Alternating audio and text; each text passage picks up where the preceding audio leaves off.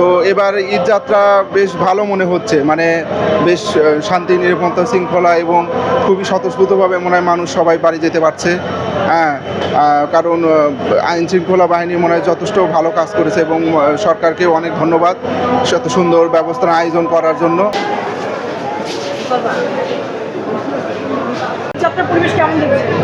অনেক ভালো এবং অনেক ফাঁকাই আমার কাছে মনে হচ্ছে, এবং রাস্তাঘাটও ফাঁকা আছে। আমার মনে হচ্ছে বিগত 5 বছরের ভেতরে এরকম ফাঁকা পাই না। এবার যেরকম রাস্তা ফাঁকা পাইছি বা স্টেশনে এত গ্যাদারিং নাই, নিরিবিলি আছে, আমরা খুব শান্তিতে আছি।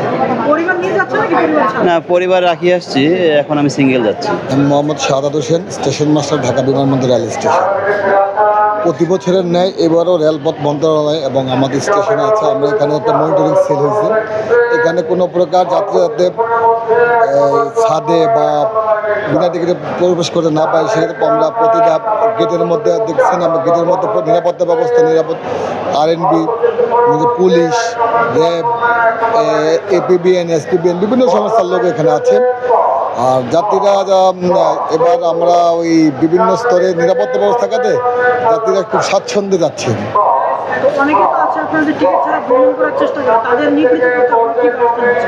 আমরা আসলে তাদেরকে এই জন্য আমার পস মেশিনে আমাদের যে টিকিট দেওয়া, এই টিকিটগুলো এবার দেওয়া হচ্ছে না, স্ট্যান্ডিং বলে ওরা পস মেশিনে যে অতিরিক্ত বা জরিমানা সহ দিচ্ছি না।